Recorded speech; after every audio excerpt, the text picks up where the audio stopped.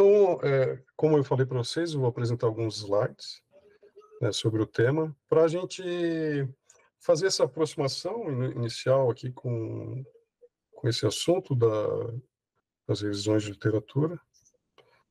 Então, as revisões de literatura, aqui, esse bate-papo, a gente vai mostrar as revisões de literatura passo a passo, o uso da IA no processo de revisão, e como fazer essas revisões de literatura de forma colaborativa, utilizando o Parsifal. Daí o Eduardo vai mostrar a fundo como é que funciona essa ferramenta. Então, o pesquisador ele não pode realizar uma pesquisa significativa sem entender a literatura da sua área de pesquisa. Então, para você fazer qualquer tipo de trabalho científico, seja ele artigo, tese, dissertação, inicialmente você precisa fazer uma revisão de literatura. Essa revisão de literatura ela pode ser uma revisão autônoma. Então, o que quer dizer uma revisão autônoma? Ele pode ser um trabalho específico de revisão. Você vai sumarizar um conteúdo específico de um campo de pesquisa e só aquela sumarização, aquela sintetização daquele campo de pesquisa já é o próprio artigo científico. Mas você pode utilizar as revisões de literatura, no caso, para fundamentar, para servir de base para outros trabalhos científicos, que é o caso, por exemplo, de trabalhos empíricos, né? Você pode fazer uma revisão de literatura para fundamentar, por exemplo, uma pesquisa qualitativa, uma pesquisa quantitativa. Você pode utilizar a revisão para servir de base para uma dissertação e para uma tese. Então, existem esses dois tipos de aplicação das revisões de literatura, como trabalhos autônomos ou como base para outros estudos. E o que são as revisões de literatura? A produção de conhecimento, né, está acelerado, e as revisões de literatura, elas servem para quê?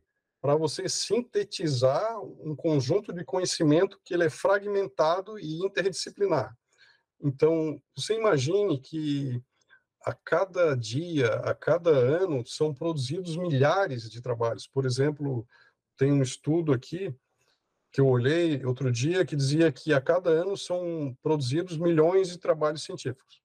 Então, você imagina essa quantidade de estudo, né, de pesquisa que é feita. Então, você precisa de meios que possibilitem você sintetizar todo esse arcabouço, esse conjunto de trabalhos existentes, né, na literatura. E as revisões de literatura têm essa pegada, né, servem para isso. Então, daí eu coloco aqui, né? Por isso que a revisão de literatura ela é mais relevante do que nunca, né? Porque ela coleta e sintetiza pesquisas anteriores. Então, para que elas servem, né? Elas servem para avaliar a validade e a precisão de determinada teoria, fornecer uma visão geral de determinado assunto, avaliar o estado do conhecimento sobre determinado tópico, criar agendas de pesquisa, identificar lacunas de pesquisa e simplesmente discutir determinado assunto. E elas são utilizadas para atualizar o conhecimento científico. Aqui que vem, talvez, uma das maiores dificuldades dos colegas, porque eu vejo que muitos confundem os vários tipos de revisões que existem e, às vezes, não sabem identificar qual desses tipos de revisão são mais adequadas para determinado momento da pesquisa. Então, as revisões de literatura, elas são estudos teóricos, né? E elas se dividem em dois gêneros, basicamente. Existem as revisões de literatura não sistematizadas, ou seja, que não utilizam nenhum procedimento metodológico específico, e tem as revisões sistematizadas ou metódicas. Metódicas por quê? Porque usam um método científico específico para realizar aquela revisão. E as duas espécies mais conhecidas são as revisões narrativas e as revisões, dentre as sistematizadas, a gente tem as sistemáticas, as integrativas, as revisões de escopo, e existe aí um estudo, que é o estudo mais conhecido desses que catalogaram os tipos de revisão de literatura, esse estudo de Grant e Booth, que eles identificaram 14 tipos de revisões. Então, além dessas que a gente mais conhece, sistemáticas, integrativas e de escopo, existem esses outros 11 tipos aí, né, que somando dá 14 tipos de revisão. Então, aqui a gente pega os 3 tipos mais conhecidos, né, que é a revisão narrativa, que é aquela que não utiliza método, a sistemática e a integrativa. Então, para que não reste mais dúvida entre vocês, então, a revisão narrativa com relação à discricionariedade. Então, a revisão narrativa ela é discricionária. O que quer dizer isso? Que é da escolha do revisor identificar quais os estudos, né, quais os autores, os estudos são mais adequados para aquela revisão. Já a revisão sistemática, ela depende de critérios pré-definidos. Então, tanto a sistemática como a integrativa, elas dependem de critérios pré-definidos. Na narrativa, a temática é aberta. Já na sistemática e na integrativa, elas partem de um problema de pesquisa específico. A narrativa e a revisão integrativa, elas não utilizam protocolos, mas a revisão integrativa pode utilizar protocolo. Já a revisão sistemática, quando você faz uma revisão sistemática, necessariamente você tem que ter um protocolo. E o protocolo mais conhecido é o PRISMA. Se você faz uma revisão sistemática e menciona, né, que a sua revisão é sistemática e não adota um protocolo, possivelmente o seu artigo de revisão não vai ser aceito numa revista conceituada. Então, se você faz uma revisão sistemática, automaticamente você tem que ter um protocolo de pesquisa, e o mais conhecido é o PRISMA. As revisões narrativas, elas são menos abrangentes, as sistemáticas, elas são também não tão abrangentes, mas elas necessariamente elas se baseiam em estudos primários. O que seriam estudos primários? Estudos primários são aqueles que advêm de um experimento ou de uma pesquisa de campo. Por isso que ele é primário. Então, você partiu de um experimento, de um contexto de pesquisa específico, ou do campo, né, de uma pesquisa de campo, seja essa pesquisa qualitativa ou quantitativa, e você gerou um estudo primário. As revisões integrativas, por sua vez, elas podem considerar tanto estudos primários quanto estudos secundários. O que são estudos secundários?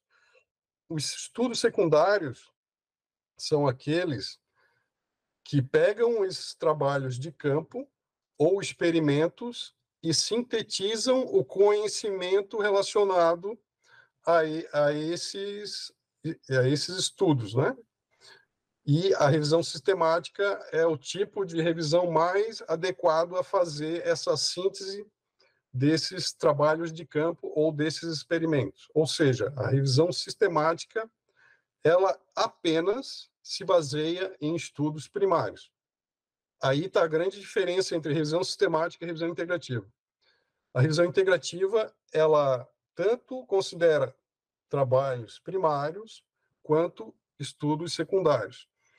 O que são, então, esses estudos secundários? São revisões de estudos primários.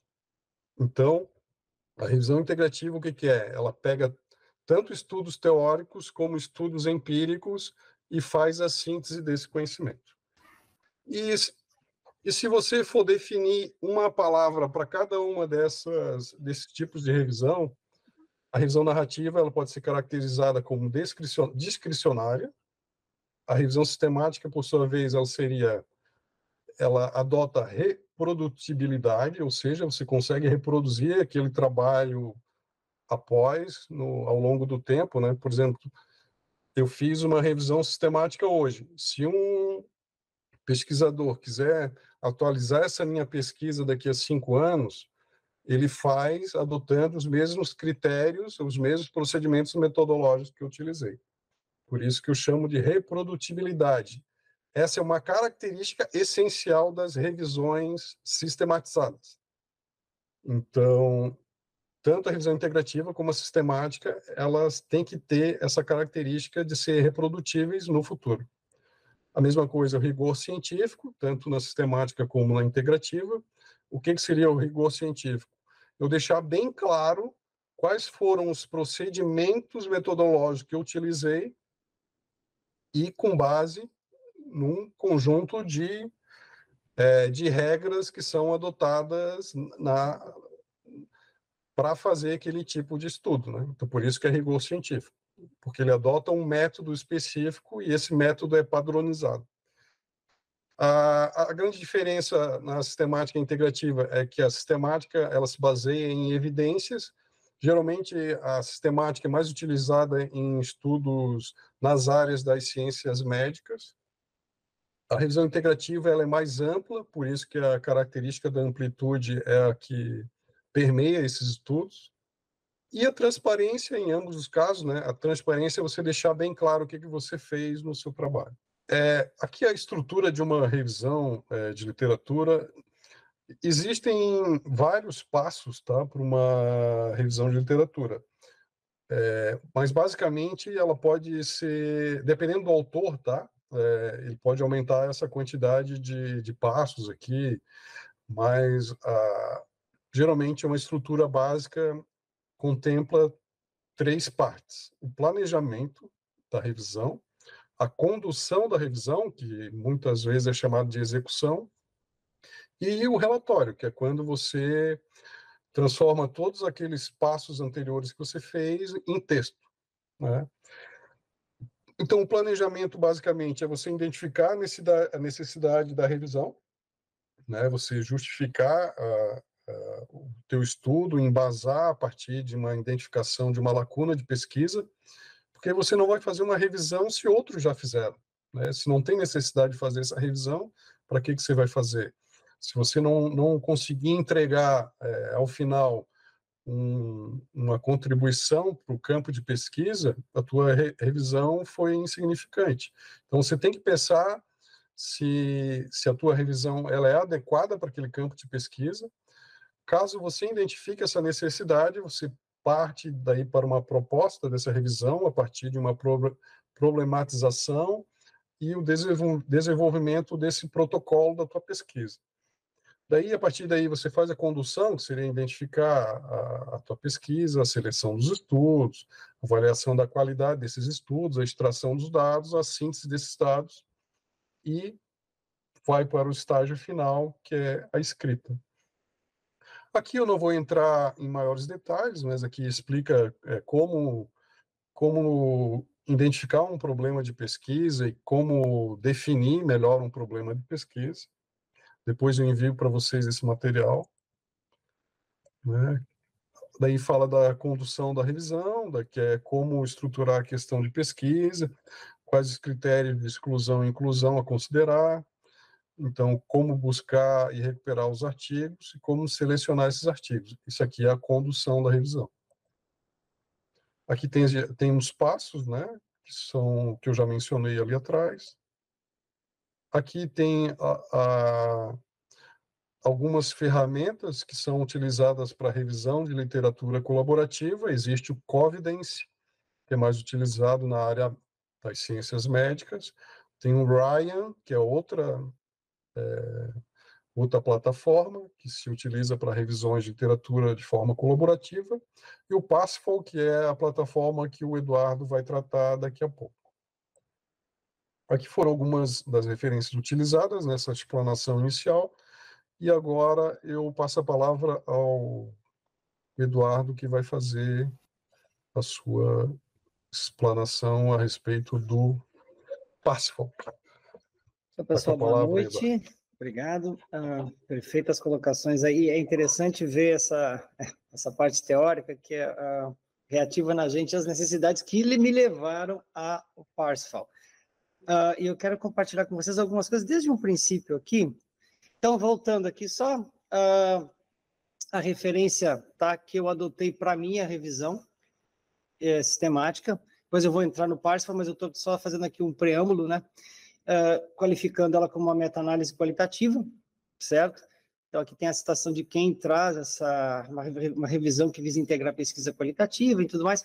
Não quero ficar no detalhe aqui, mas justificar a tipologia da minha revisão e mostrar também, e agora sim, tá? dessa declaração Prisma, que foi atualizada em 2020, e que muitas vezes, muitos de vocês que já devem ter visto uma revisão sistemática, eu vou até mostrar para vocês como que ela aparece exatamente, como que se dá essa questão da declaração Prisma sendo aplicada na prática, tá? Mas antes disso, então, eu, de novo, não estou fazendo uma apresentação, que eu só queria mostrar isso para vocês. Eu quero agora entrar com vocês no Parsifal para a gente ver, então, como é que a gente faz para fazer com que ele nos ajude de verdade. Deixa eu pegar aqui. Então, gente, aqui ó, o Parsifal, esperamos que seja ainda uma ferramenta que se mantenha gratuita. Eu adotei o Parsifal justamente para que eu tivesse um condutor dos meus pensamentos. Tá aqui o título da minha pesquisa, características de práticas pedagógicas que utilizam o ChatGPT. Interessante colocar para vocês aqui que tudo aqui é móvel. A gente parte de uma ideia e a gente vai se defrontando com uma série de literaturas que vão mexendo na nossa ideia e, naturalmente, vão mexendo no título. Talvez o ChatGPT já não entre como meu título, mais ferramentas generativas de inteligência artificial, eu estou pensando nisso ainda. Então, a gente preenche aqui o título, preenche a descrição e ele traz para nós a primeira parte da revisão em si. Tá? Não tem campo nenhum. Sempre importante quando alguém for usar, salvar tudo o que faz, porque se ele não salva, você perde o dado. E aí ele é configurado de que forma? Assim como o Ricardo falou. Então, a gente tem a fase do planejamento, a gente tem a fase da condução e a gente tem a fase, então, de relatar o que a gente viu. Na fase do planejamento, gente, e de novo aqui, tá? Eu estou aprendendo a mexer com ele, estou alocando as informações nele, já está bastante adiantado. Se alguém tiver qualquer pergunta, fazendo essa pergunta pode me ajudar a pensar também. Então, observem que nós temos aqui 3 fases dentro do planejamento. O protocolo, está aqui. Depois, o checklist da qualidade, da avaliação da qualidade das informações que a gente está buscando, das referências. E a extração dos dados, então, que vai nos levar para uma planilha para a gente enxergar tudo aquilo que a gente está separando. Aí, moçada, os objetivos que nós temos, desculpa, moçada, tá? Essa é mania de professor, tá? Foi mal, colegas. Os objetivos que a gente tem, novamente, tá? Nós preenchemos, lógico, tá aqui para mim identificar as referências disponíveis nos registros que abordam o emprego de ChatGPT em práticas pedagógicas. Ok, salvei. É importante esse passo a passo, tá claro, porque ele está me fazendo pensar. Essa é a grande vantagem que eu vejo no Parsifal. Ele me obriga a pensar. E esse pensamento se transforma num funil das informações que eu quero para o meu trabalho. Aí nós temos o chamado Peacock, ele não tem, até onde eu sei, uma versão em português, tá? Mas o Peacock são informações que a gente vai colocar, tudo isso aqui vai ser nosso relatório. Então a gente tem a população da nossa pesquisa, nós temos que preencher a intervenção que a gente está buscando nas leituras das referências, se nós vamos fazer algum tipo de comparação ou não, tá, entre os dados que a gente está encontrando, os resultados, os outcomes que a gente quer, e o contexto que a gente quer utilizar. Então, esse aqui é o famoso, e eu falo famoso porque e peço desculpas, todas as obras que eu leio, elas são em inglês, porque não tem muita coisa em português, nenhum artigo em português, pelo menos que eu consegui encontrar agora nas minhas leituras, tá? Então, está tudo em inglês. Então, aqui os campinhos que a gente tem que preencher, tá? De novo, isso aqui vai nos fazer pensar a nossa pesquisa. Salvamos, preenchemos, salvamos e vamos descendo. Aí as perguntas da pesquisa. Você define quantas perguntas você quiser. Quanto mais perguntas você definir, mais conta você vai ter que dar de respondê-las. Então, aqui eu fiquei em 2 porque acreditei que estava suficiente para o que eu queria para essa revisão. Aí, então, a gente vai atrás das palavrinhas-chave. E aqui um detalhe bem interessante, tá? A gente, nas palavras-chave e nos sinônimos, a gente tendo clareza do que a gente quer, certo? A gente vai poder tirar do Parsifal, e aqui ele me ajudou bastante, a string de busca. A minha string de busca original era, de todos os testes, já fiz muitos testes, até vou mostrar para vocês, de todos os testes que eu fiz, eu tinha ChatGPT e Education, só. Só que aí, a partir das minhas palavras-chave, ele me sugeriu esses operadores booleanos, tá? Que eu não tinha tinha tentado, mas não tinha chegado aos melhores resultados como eu cheguei a partir dessa string de buscas, tá? Educação, or education, e assim sucessivamente. Vocês estão vendo aí, né? Tá? Então, aqui ele me foi bem útil, e a partir, então, do que ele me trouxe como string de busca, eu voltei nas bases de dados e refiz todas as minhas pesquisas. Que, inclusive, deixa eu ver se eu consigo aqui, então depois eu mostro para vocês, tá? Salvei e segue, então, eu estou preenchendo todos os campinhos que estão à esquerda, Eduardo, aqui. Oi? O Ricardo levantou a mão ali, eu acho que você está com a tela cheia, não está vendo quem está levantando a mão? Ah, tá? Eu não vi, perdão. Fala, Ricardo, à vontade. Gente, quem tiver pode falar, tá? Porque eu estou aqui na minha tela que está melhor para eu ver, mas, por favor, fala, Ricardo. O Eduardo, não sei se tu chegou a fazer um teste, mudar ali o chat GPT para Generative Artificial Intelligence. De repente, tu traz uma amplitude maior de trabalhos aí para ti. Quantos estudos resultaram aí dessa string de busca? Eu já vou chegar lá, mas só em cima do que tu falou, é assim, ó, eu comecei a pensar essa pesquisa em fevereiro, então a gente tinha só o chat GPT, né? Ah, tá. Aí eu fiz uma rodada em maio, utilizei tudo que foi em inglês, em português, tentei de todas as formas, inteligência artificial generativa, chat GPT, não coloquei Google Bard, que foi lançado agora há pouco. Então, o que acontece? Os resultados davam muito genéricos, e eu tinha muita coisa que não me interessava, certo? Muita coisa que, por exemplo, o Parsifal pode ser usado na educação, mas não me interessava, porque não está na aplicação da educação de prática pedagógica. Entendeu? Nesse sentido é que eu fechei aqui, certo? Naturalmente que se eu for testar hoje, eu posso ampliar, mas uma hora a gente tem que parar. Isso é interessante, pessoal. O meu orientador falou, cara, para de mexer, porque senão tu não vai acabar nunca, tu não vai ter as tuas strings de buscas nos teus escritores nunca. Teus escritores nunca vão estar prontos. E você nunca começa, entendeu? Mas tem toda razão, com certeza. Tá? Eu vou dar uma mostrada o que surgiu aqui. Deixa eu só ver se consigo mostrar para vocês aqui uma ideia em cima do que o Ricardo falou, depois eu volto ali. Então, esses são os resultados, tá? E o que eu fiz que eu achei importante, porque o meu orientador, ele fala muito em robustez do trabalho, e eu sugiro isso para meus colegas que estão na mesma que eu. Observa aqui, ó, que eu usei dessas 6, o Google Acadêmico eu não usei de fato, mas era só para especular, Cielo e Springer Link.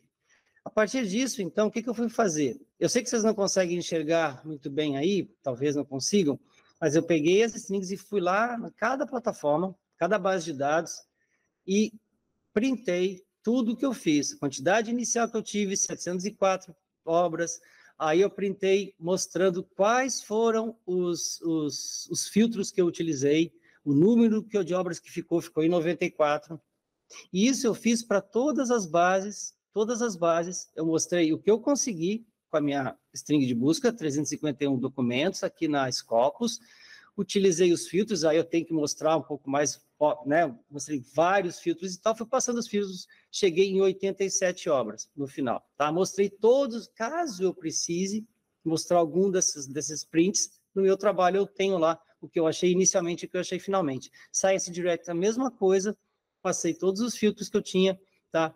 E, então, eu obtive esses resultados. Por que eu... aí eu até botei o Voice Viewer para ver. Olha aqui, gente, não sei se vocês conhecem o Voice Viewer, tá?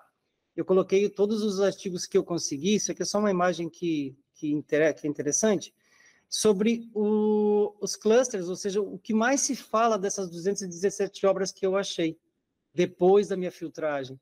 Então, ele me trouxe isso aqui, a partir da minha string de buscas, certo? Então, eu peguei todas as obras, 217 obras que eu achei, todas as referências, subi de cada uma base de dados e eu cheguei, então, no número de 217, joguei no Voice Viewer, se alguém conhece o Voice Viewer, ele nos dá essa visão bibliométrica dos trabalhos que estão lá. Então, o que esses trabalhos traziam? A partir disso, eu percebi que me interessa, sim, porque fala bastante de educação, fala de ChatGPT, fala de ensino, fala de professores, fala de alunos, que é o meu ponto, fala de educação superior também, Chatbots talvez nem tanto, processamento de linguagem natural talvez nem tanto, inteligência artificial talvez seja muito genérico. Então, aqui está uma visão de que as obras que eu achei, elas parecem ser importantes, tá? Voltando, então, saindo daqui, eu só quis dar para vocês uma ideia. Eu tenho, então, voltamos para a string de buscas, salvei, e aí, então, eu utilizei daqui das plataformas que eu usei, das bases de dados que eu usei. Eu não consegui mais acesso ao Web of Science, se alguém até utiliza, eu não sei o que aconteceu, e, portanto, eu fechei nessas 3 aqui, porque eu tinha que tomar uma decisão metodológica de usar o que eu tinha disponível, tá? Preenchi aqui, da onde eu tirei, e o critério de inclusão das obras e o critério de exclusão. Então, todas as obras que eu queria, elas apresentavam as palavras string de busca no título, no abstract, no resumo, ou nas palavras-chave. E a exclusão, elas não apresentavam as palavras da string no título, no resumo e nas palavras-chave, tratava da saúde, porque tem muito trabalho de inteligência artificial da saúde, não me interessava isso, não é a minha área, e também, embora seja aplicada à educação, né, na saúde também, mas ou era um artigo duplicado, tá? Preenchi todos os meus campinhos, vou seguir então, observem que a gente está no planejamento, vou agora definir então a qualidade, tá? Da avaliação de qualidade das obras que eu tenho. E é, novamente, eu que defino isso. Eu tenho as perguntas, tá? Eu tenho as perguntas que eu defini para ver o critério. O artigo é citado em obras. O artigo descreve a prática, o artigo descreve os resultados, o artigo refere-se à prática realizada em âmbito da educação profissional, que é o que me interessa, certo? E para cada uma delas, eu, então, defini uma pontuação. Se ele fala, nessa pergunta aqui, se o artigo refere-se à prática realizada no âmbito da educação profissional, ele ganha 1 ponto. Depois eu vou, na leitura, vou então mostrar para vocês como é que eu vou pontuar esses caras. Se parcialmente, meio ponto, se não fala, não me interessa, 0 ponto. E aí, tá? Eu tenho, então, o meu score de corte, eu vou ler com atenção aqueles que chegarem a 2 pontos, a partir dos critérios que eu estabeleci, dentro de um score máximo, uma pontuação máxima de 4 pontos. Aí, na extração de dados, como eu falei, tá aqui, depois eu vou mostrar aonde que ela nos leva, e aí chega a fase da condução. Aí, na condução, a gente tem a busca, tá? Eu fiz a busca nas bases, com a string que ele me forneceu, lembrando, né? E, enfim, tá lá, coloquei. O que aconteceu depois? Aí, cheguei para importar os estudos. Aí, então, o que eu encontrei? Lembrando que eu usei uma filtragem, porque eu tenho muito material. O colega lá que falou do Google Acadêmico, perceba que lá no Google Acadêmico eu achei quantos? Peraí, deixa eu até colocar aqui, eu sei que eu não estou compartilhando, mas no Google Acadêmico eu achei 16.100 resultados sem filtro, tá? Ou seja, lá, e aí qual é a filtragem dele? Não sei. Eu sei que eu usei como critério na base da CAPES, por exemplo, a revisão de pares, que me interessava. Tentei ter o maior critério de qualidade possível. E aí, então, gente, eu cheguei aqui, ó, nas 94, na plataforma CAPES, na SciStrat 84, na Scopus 86. Isso aqui é uma coisa que eu não sei se você sabe, mas assim, na hora de importar, tá? Eu pego um arquivo, eu vou lá na plataforma, na base de dados, salvo os meus resultados em arquivo RIS, que é arquivo de texto, certo? Deixo lá no meu download, aí eu chego aqui, peço para importar, tá? O que ele quer? Qual é o tipo de arquivo? Para BibTeX, enfim, vou lá e clico e subo ele aqui. E aqui sobe, então, automaticamente as 94 obras. As 84 do ScienceDirect e as 86 do Scopus. Tá, gente? Pergunta. Fala. Elas sobem como PDF ou sobem só como... Não. Aí não, né? Tá. Não. Esse sonho ainda não foi realizado. Até porque também seria muito pesado, né? Porque a gente está pegando um monte de coisa e não precisa. Eu vou mostrar por quê, tá? Vamos lá, a gente está no passo a passo. Essa é a parte interessante. Eu estou apaixonado pela ferramenta, o Ricardo tá, depois ele vai me dar um banho ali, que eu já sei, né, no Elist, mas tudo bem, deixa eu na minha paixão aqui, tá?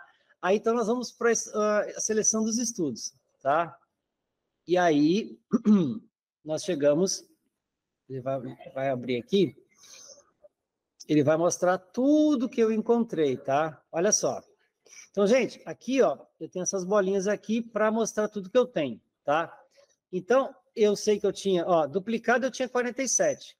Subiram 264, tá? Como é que ele subiu? Ele subiu assim. A data, subiu com o título, e aí, gente, olha só, eu clico aqui, tá? E aí para a leitura de cada um. Aí ele abre para mim. Tá? Eu faço comentários, porque ele está falando de políticas, e políticas me interessam. Tá? Então, eu fiz um comentáriozinho aqui, esse comentário vai ser importante para mim. E aqui ele mostra os detalhes. Ele mostra o título, ele mostra o resumo, o abstract. Aí, aqui que passou a minha leitura, essa foi a minha primeira leitura. Aí ele traz o ano de publicação, ele traz, às vezes ele traz as palavras-chave, às vezes não traz, bibliotex também e tudo mais. E assim, ele me mostra. Às vezes ele traz essas informações, às vezes não traz, dependendo do texto que foi lá, tá? Então, toda essa informação aqui. Aí, o que eu fiz? Eu li, vim aqui e digo se eu aceito, se ele não está classificado, se eu rejeitei, se eu aceitei, se está duplicado. Ponto. E aí, se eu não aceitei, qual é o critério? Olha só, tá? Não aceitei, tá? Ele vai pedir, então, tá, tu não aceitou por quê? Tá aqui os critérios de inclusão e de exclusão. Tá claro? Então, ele me organiza demais o pensamento. Tá? E eu tô aqui na minha paixão, que eu sei que o Ricardo depois vai me... Tá? Então, aqui foi. E aí, o que acontece? Eu posso colocar aqui, ele salva automaticamente, eu só vou pulando. Ó. Daí eu vou lá, vamos para o outro, vamos olhar o outro. Esse aqui eu sei que como eu já li, está duplicado. O que ele me traz de informações? Vamos ver. Ó, ele já traz as palavras-chave. Tá? Já também aqui eu já consigo verificar se me serve ou não serve. Ó, fala de educação do futuro, o ChatGPT ele fala. Para ser franco, eu não encontrei minhas palavras-chave em nenhuma, as 3. Tá? E aqui tá. Pronto, foi, é isso, tá? Vou para o próximo e assim eu faço. Assim eu fiz as 217 leituras. Tá? Gente, claro isso aqui? Salvei. Pum. Não pode esquecer de salvar, né, gente? Pelo amor de Deus. Tá? E aí, vamos lá. Aí, então, das 264 que eu tinha, tá? Tirando os duplicados, eu sei que tem 47 duplicados. Eu rejeitei, e a conta tem que fechar, 154, e eu aceitei 63. Agora, eu vou ler o 63 para verificar como que eles estão. Então, dos 264, tá? Tirando os duplicados, que são 47, eu aceitei 63 e rejeitei 154, tá? Então, veja que eu aproveitei 25% de todas as obras que eu subi. Tá bom? Daí, então, eu vou para o critério de qualidade, para avaliação de qualidade dessas obras todas. Agora, observa aqui, ó. O artigo A Nova Era de Aprendizado, ele está citado sim. Ele descreve a prática? Não. Ele mostra resultados? Não. E assim vai. O artigo SWOT, não sei... Sim, não. Sim, parcialmente, não. Ele vai me dando a nota, tá vendo? Esse aqui é 2,5, esse aqui vai. Esse eu vou ler. Os 2 primeiros eu não vou ler. Tá? E eu li poucos ainda, tá? Tô começando, mas enfim. E aqui, então, tá a minha avaliação. Depois, eu vou para a extração de dados. Tá? O que ele vai me dar na extração de dados? Eu vou exportar ele aqui, ele vai me levar para uma planilha do Excel, onde vai estar, cada obra selecionada vai estar de lado a lado, dizendo que tipo de informação que aquela obra me traz. Tá? Dentro dos critérios que eu coloquei. E aí eu peço para fazer uma análise de dados. Isso aqui é interessante também. Para mim não é tão interessante, porque é interessante a informação de onde saíram, olha o equilíbrio que a gente tem aqui, de onde saíram ó, as referências, aí comparando então o que foi selecionado e o que não foi selecionado. E como eu disse para vocês, o que não me interessa aqui é porque a data todos os meus artigos são de 2023, né? Porque o ChatGPT foi lançado lá no final. tá? Então, mas para quem faz uma revisão maior, vai ter a data como um dado interessante também. Tá? Eu já estou acabando aqui, gente. E, por fim, a gente vai, então, para o relatório. É bem interessante que todos esses campinhos que estão aqui em azul, ele vai gerar um relatório completo de tudo que a gente fez. A gente dá um download, ele já sai no Word direitinho, bonitinho, com todas as informações colocadas aqui, e essas informações eu tiro, então, e vou diretamente para o desenvolvimento lá, para o meu texto final da minha revisão sistemática. Eduardo, uma pergunta. Com relação ao relatório, o que sai no relatório?